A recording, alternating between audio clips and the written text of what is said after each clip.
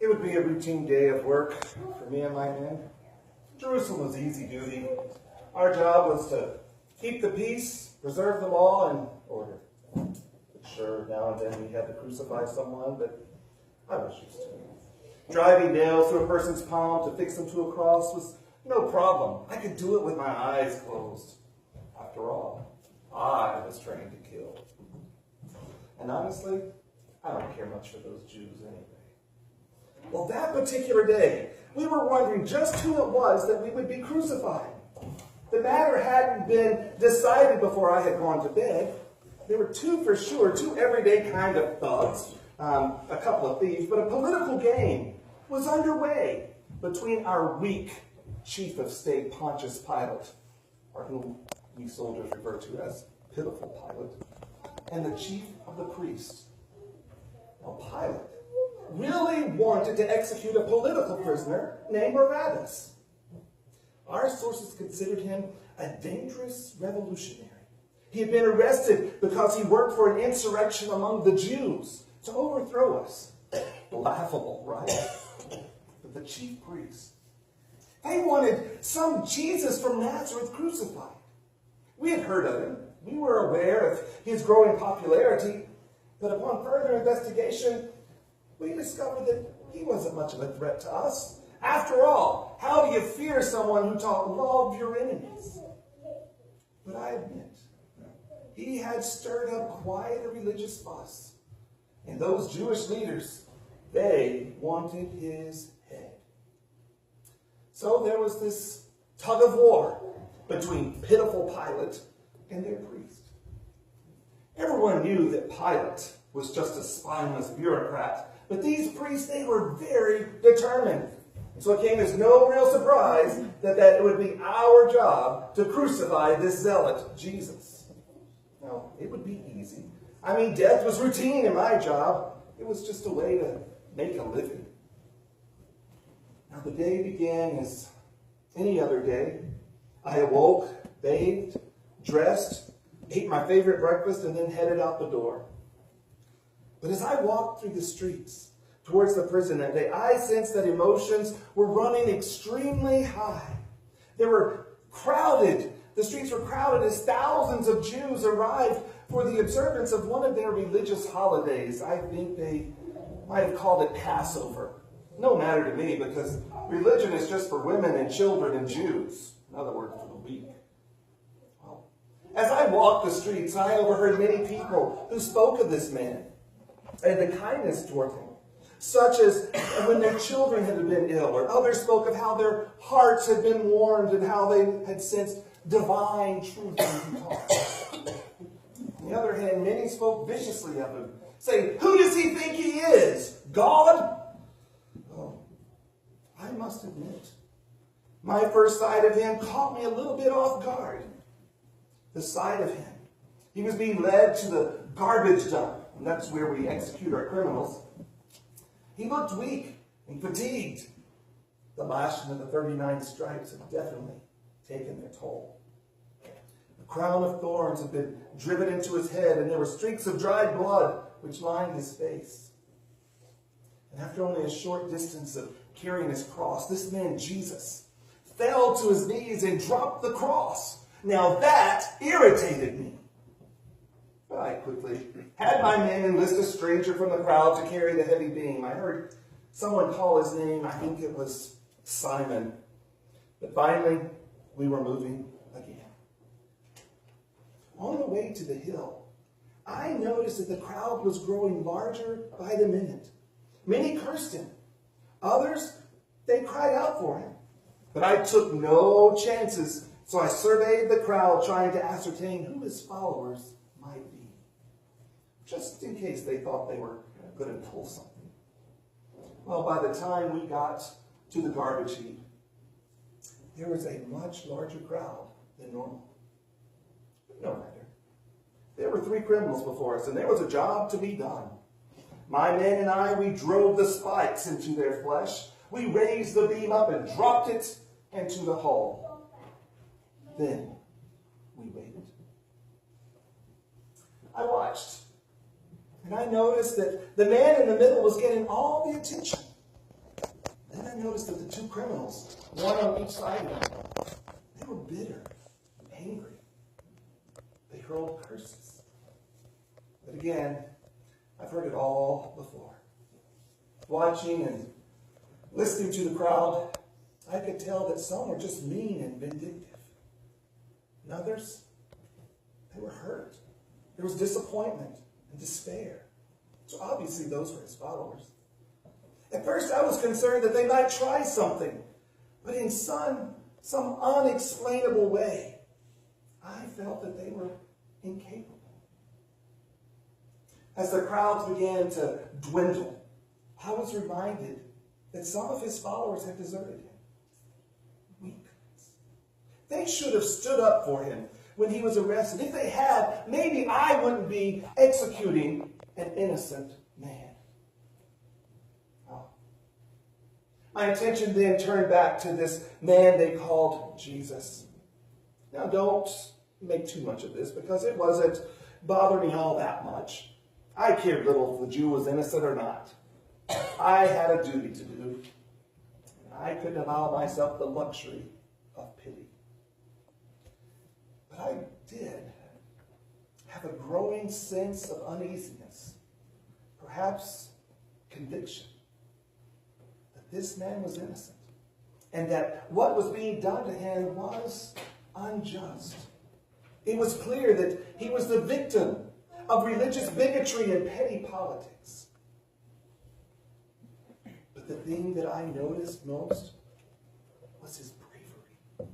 Even in the face of such unjust treatment, he didn't shrink back or try to get out of it. I was struck by his serenity. Up there on the cross in tremendous pain, stripped, humiliated, exposed to the elements and insects. He seemed so calm, so sure of himself, and at such peace with all that was happening. Composure. As the witness of many executions, I have never seen a man who faced death the way that he did. He really caught my attention. As the crowds continued to hurl insults at him, he prayed. Now, I've never been one for prayer myself, but he prayed, "Father, forgive them." My respect for this man was certainly growing. At one point, he even engaged in conversation with one of the thieves on the side of him. And I couldn't make out what was being said over the noise of the crowd, but I could tell that he was trying to comfort him.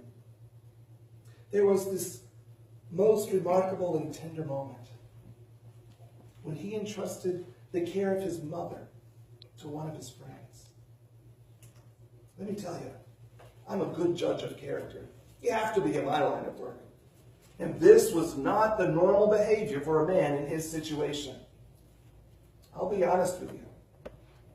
I grew to respect him. And it began to bother me more and more. His innocence, his actions, the crowds, all of it. It even haunted me that I had allowed my men to put that crown upon his head. It was unnecessary. It wasn't called for. I had to ask myself, why was everybody so uptight about this man? Was it fear? Whatever it was, I began to sense that there was something divine going on. Respect began turning to reverence and awe. Something had definitely changed. I just couldn't tell if it was with him or if it was with me. But by the end, I was thinking that I wouldn't mind having him on my side whenever the chips were down. Then there was the darkness. The sun just went out. Now, my normal reaction would have been to scan the crowd and to get my men ready. You know, darkness is the ultimate cover for an escape. But for some reason, I didn't worry about that. I sensed that this man had no plans to escape, that he was right where he wanted to be. It was dark for 3 hours. And then he cried out in his native tongue. And I couldn't make out what he said exactly, but I knew that he had cried out to God as his Father, and even more. After watching the way that he died, I knew that he was the Son of God. And so, without even realizing what happened, I fell to my knees and cried out, surely this man was the Son of God.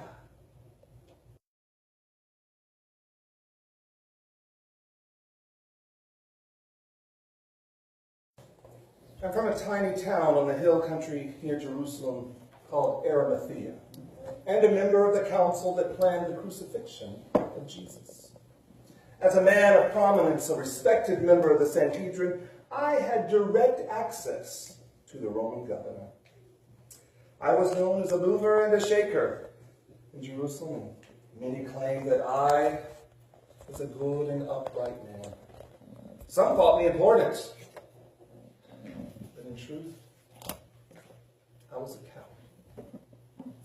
For though I was a true disciple of Jesus, I did so in secret, afraid of what the Jewish leaders might think. As a member of the council, I did not consent to the political plotting and maneuvering against Jesus.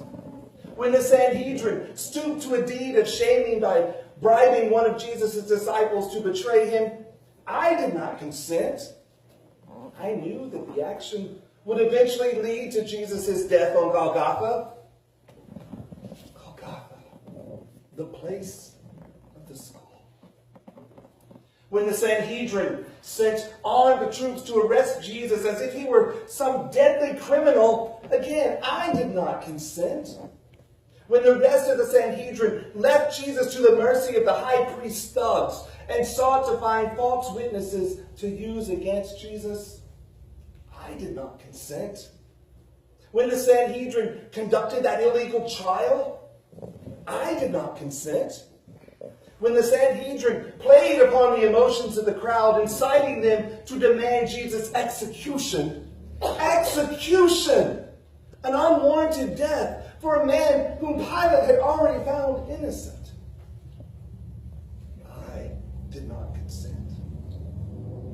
When Jesus was led to the place of the skull to be nailed to a Roman cross, I did not consent. When Jesus was stripped of his clothing and hung up in front of everyone to experience public humiliation and certain death, I did not consent. So if by not consenting to these horrendous actions makes me a good and upright man, then I am the greatest among them all. But I hardly think my actions were those of a righteous man. For while I never consented to those barbaric actions, I never once contested them.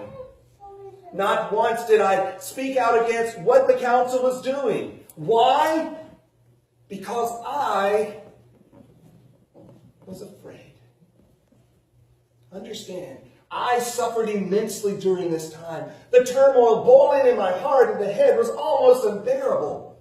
I believed in Jesus and regarded myself as one of his followers. But only when I had some say or power.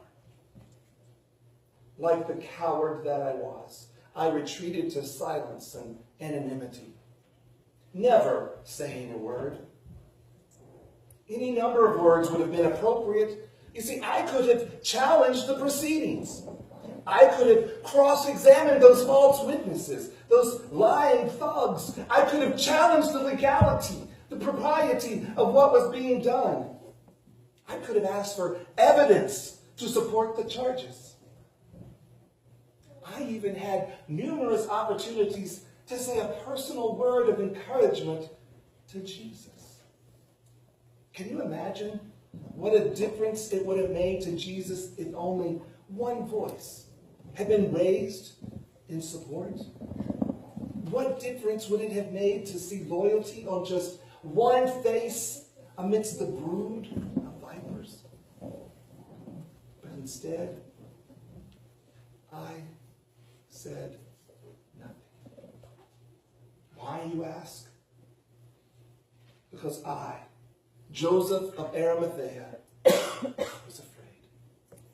I was afraid of offending my peers, and so I avoided the problem. I refrained from casting a dissenting vote, reasoning that one vote against the council would make no difference, that my vote would do Jesus no good. No, I never consented to the actions of the council. I was silent.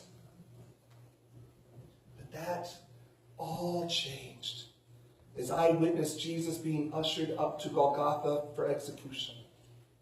As the Roman soldiers nailed him to those beams, as the crowds taunted him, as the sun turned to darkness, as I heard Jesus cry out, "I thirst."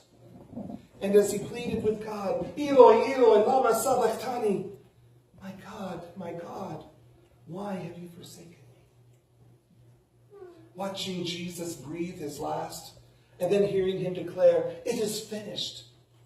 And Father, into your hands I commit my spirit." I knew that I could be silent no longer.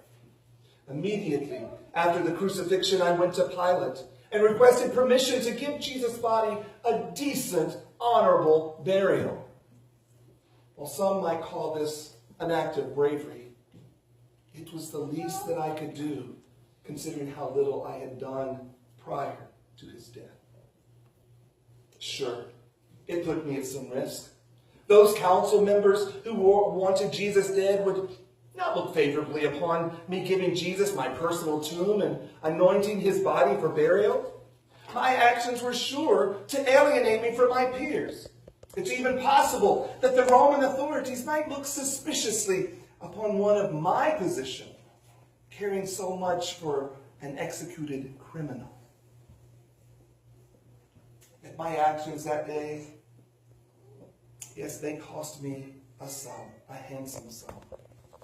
I provided the tomb for Jesus' burial, and I paid for all the burial supplies. But it cost me more than just money. I sacrificed being able to celebrate the Passover. I knew that as I took that lifeless, limp corpse of Jesus down from the tree, that I made myself unclean, thereby forfeiting my chance to be part of the Passover festival.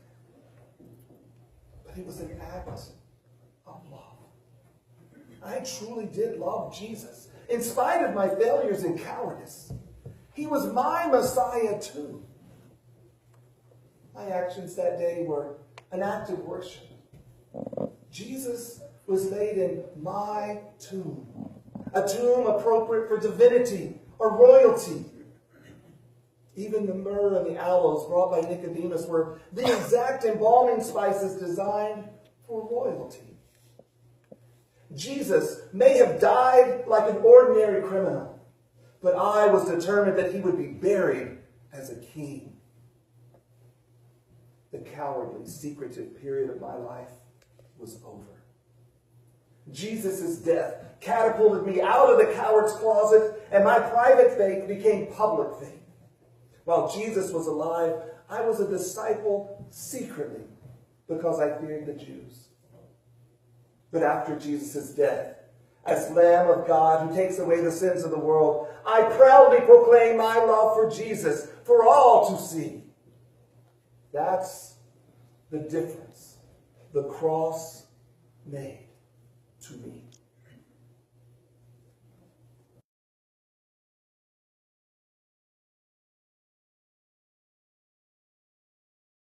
Haven't been going so well for me these days. As the Roman governor, I Pontius Pilate in a bit of a jam. Of course, several jams to be exact. My first jam is that I have alienated the Jewish people. Now, it's true that I despise and detest those people. But upon my arrival in Judea, I created a lot of trouble by being contemptuous of Jewish practices and customs. And if I were honest, even to the Jews themselves, I've been arrogant, and I've ignored their concerns and feelings. For example, when I came in to the city, I displayed the Roman flag, which was an image of the emperor on top of a pole. Now, most Roman authorities, in deference to their principle of no graven images, would have chosen to remove them. But not me. I displayed it proudly, even though I knew it would offend them. I also built a much-needed water supply facility. Now, that may not seem like such a bad thing, but once again, I alienated the Jews by confiscating the temple treasury to pay for it. So with these kinds of acts, I have made the Jews bitter enemies. And that in of itself produced another problem. You see, under Roman law, these Jews had the right to appeal to the emperor when they received what they perceived to be as unfair or unwarranted behavior or treatment. So these detestable Jews pressed the issue. Then the emperor would hear the case, decide the matter, making me look weak. So even though I detest the Jews, in reality, I need them. And I am forced to give them fair consideration to their demands. They have me, Pontius Pilate, in a vice. Then there's the second jam. The religious leaders have brought this Jesus to me. And they want him crucified. The problem is, I can't find anything wrong with him. I know that Jesus is innocent and that he poses no threat to Rome. After all, how do you fear someone who says, render unto Caesar that which is Caesar and love your enemies? You can't. So it's clear to me that the religious leaders have brought Jesus to me because they were jealous of his popularity with the people. So it doesn't surprise me that they want him dealt with quickly and fatally. But what am I to do? There doesn't seem to be a good way out for me. But perhaps there is a way. Maybe there is a way to get around this. What if I rely upon the custom of releasing just one prisoner each year during the time which they call Passover? I will choose Barabbas. He is our most heinous of our criminals. And then I'll pose the question, which of these would you want me to release, Barabbas or Jesus? I just know that the people will choose Jesus. Then my problem will be solved. I will have pleased the religious leaders without looking disloyal to Rome. And if the crowds ask for Jesus to be released, then the religious leaders could not appeal to Rome. And if they did, they wouldn't have a leg to stand on. I could simply say, I gave the crowd a choice. The religious leaders were not in touch with their own people. Problem solved.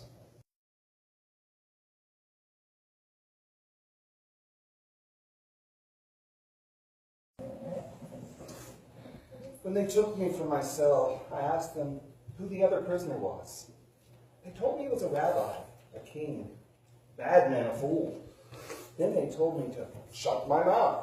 They led me to the front steps of the palace and had me stand before a crowd from the city. I knew who they were. I'd stolen from many of them, lied to most of them, robbed a few of them, all of them my victims. And him, I'd seen him before. I'd heard him speak. He was Jesus the rabbi. He said, love your enemies, and the meek shall inherit the earth. This lot had welcomed him into town like a king. He was their favorite, their prophet. They had called him Messiah. Then the governor asked the crowd, whom shall I release, Jesus or Barabbas? Him or me? Now I knew that there wasn't a soul in that crowd that I hadn't robbed or cheated or lied to. I knew who they wanted. And all this was just another cruel trick. But again, the governor asked, whom shall I release? And they replied, Barabbas, Barabbas, Barabbas. And that's when it hit me. Hey, that's me. I couldn't believe what I was hearing. Crucify Jesus, they cried. Give us Barabbas. So they led him away as the governor washed his hands. And they set me free. They just left me there on the steps all alone. I had to ask myself, why? Why this man? Yesterday, he was their prophet and king. Today, they took him to the hill. They nailed him to a cross, and he died. He died the death that I should have died. Why? Why? All I know is that I, Barabbas the thief, Barabbas the murderer, was the very first person who lived because Jesus died in his place.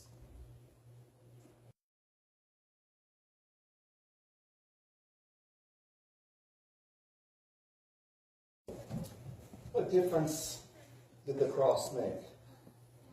The difference that the cross makes is this. Jesus died that we might live. This morning, you've seen and heard just a glimpse of how the centurion, Joseph of Arimathea, Pilate, and Barabbas, how each of them reacted to the death of Jesus. Sure, there's still lots of questions, but I think Barabbas may have had the most important question of all to answer. You see, we can't forget that Barabbas wouldn't have been alive if Pilate had had his way. Barabbas would have been nailed on that Roman cross by the centurion with the two thieves. Maybe Barabbas was indifferent about Jesus. Maybe he simply focused on his own release and he never gave Jesus a second thought. Maybe Jesus' death meant nothing to him. But one has to imagine Barabbas asking himself, why me? Maybe there was a sigh of relief as he spoke out loud. That was close. Perhaps he went up to Golgotha to see those who had been crucified. And as he was standing there, he might have thought, that could have been me. Perhaps it had a profound impact upon Barabbas. Hopefully, it affected him greatly, so much that it moved him to his close brush with his own cross to contemplate the meaning of Jesus' cross. You see, that it could have been me might have become, it should have been me. Pilate gave the people a choice. Release Jesus or release Barabbas. Do you think that Barabbas understood the incredible truth that had Jesus been given the same choice, that he too would have chosen to release Barabbas? Jesus had said that he had come to give life as a ransom for many. Barabbas was the first. Understand that Jesus was executed for crimes he did not commit. On the surface, he died for the crimes of Barabbas. But when we think about it, Jesus died for crimes that we have committed. So it was for our sins that Jesus was nailed to the cross. The words of the great prophet Isaiah, surely he took up our infirmities and carried our sorrows. He was pierced for our transgressions. He was crushed for our iniquities. And by his wounds we are healed. The words of the Apostle Peter, he bore our sins in his body on the cross, and by his wounds we have been healed. What difference did the cross make? The difference the cross makes for you and me is life. Jesus died that we might live. But there is more to the story. Jesus chose to endure the cross, paying the price demanded by the Father. And apart from the suffering on the cross, there could be no resurrection. There would be no resurrection from the tomb, no demonstration of Christ's power over death. That is the difference. This is the essence of what we celebrate on Easter. Jesus was able to rise from the tomb because he willingly died on the cross. And it is these two things together that demand the response of every human being. So let me ask, what difference did the cross make for you? What response will you make? Is your answer going to be business as usual? Little thought for Jesus? Or has Jesus' death on the cross made a difference? Has it produced a consciousness that doesn't say it could have been me, but one that says it should